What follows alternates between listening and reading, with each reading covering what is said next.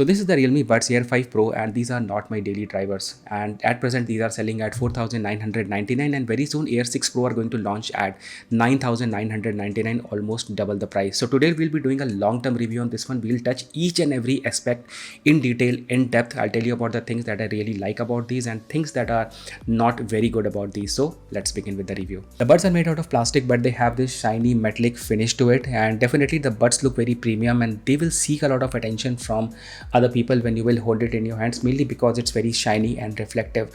If you talk about the build quality of the case, so the case is well built, no creaking noises, no loose joints, everything looks very perfect, and the buds look very high quality. But as every shiny and glossy finish surface has a tendency to get scratched up, so you will find some micro scratches here and there. Definitely you can slap a case from Amazon. I'll link some in the description below.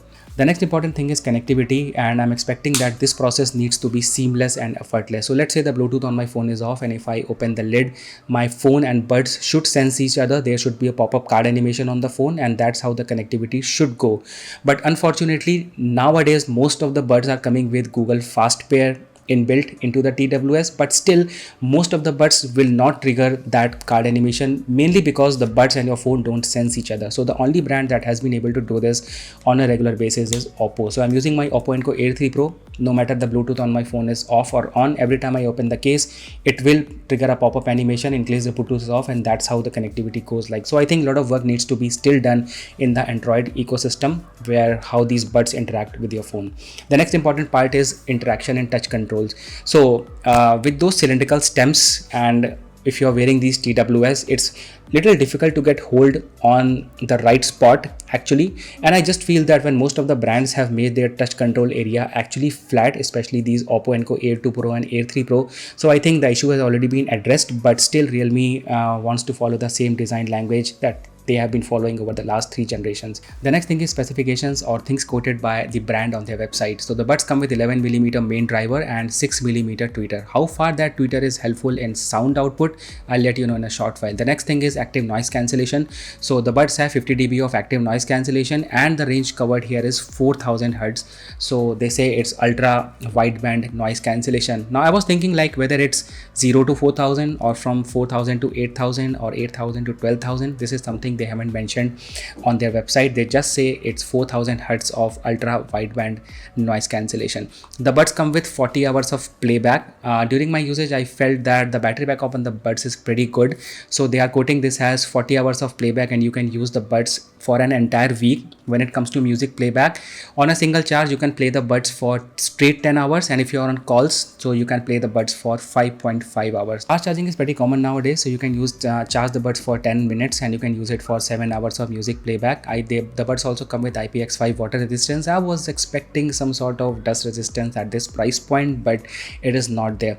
Also, if your buds are connected to your phone and maybe one or both of your buds fall nearby and they are still connected, so you can play a beep sound to locate your earbuds. And also the location history feature on the buds is not working for me. In fact, location history feature on most of the earbuds that I'm using is not working fine with me. So any one of you who have been able to use that location feature, just DM me on my Instagram and let me know if I'm doing something wrong with my settings. Now, after all that specifications, there are plenty of features that are baked into the Realme Link app, and believe me, Realme tends to offer you as many features as possible, no matter some of these are useful and some of these are not. So first of all, they have something called volume enhancer, which is pretty useful. Then they have wind noise reduction. Can't really say if it's useful or not. And just like the OnePlus Buds 3, they also have something called dynamic bass. It doesn't make a lot of difference actually, but it's still there. Then there is a list of common features like spatial audio. Then they have canal test, earbud fit test, gaming mode, dual device connectivity, and high-res support. All that is still there. Now I would like to point out one thing in the button section, which is that they don't have any option for single touch button control. Maybe Realme took off that feature just to avoid accidental touches, but after removing that or not having that in these buds, I just feel I lack that extra setting that even though I did not use it, but it has to be there because most of the buds already have single touch button control. So no matter like people are using it or not, it should have been there. Now with that all being said, the next thing that comes is the audio outputs, and I really want to be very specific on this one, especially talking about the points that are actually important for you. So first of all, does that dual drivers really help in giving you some amount of extra volume? The straight answer is no. You will get the same amount of volume as you would get with any other TWS. Don't compare the volume of these with an IEM. And 6mm tweeter that is there is meant for a different purpose rather than giving you a huge amount of volume.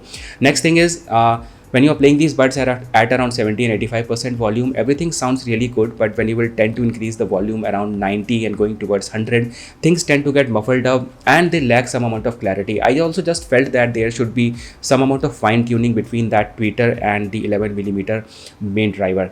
Also, I want to say that if you're listening to any content that has lot of bass into it, lot of drums, lot of dhols, so all that is going to sound really good. But along with those frequencies, when vocals and high frequencies tend to kick in, so that 6mm tweeter enhances those frequencies, which is resulting in lot of S, C's and hissing sound, which does not go in balance with the bass frequencies. So they just need to be fine-tuned a little bit.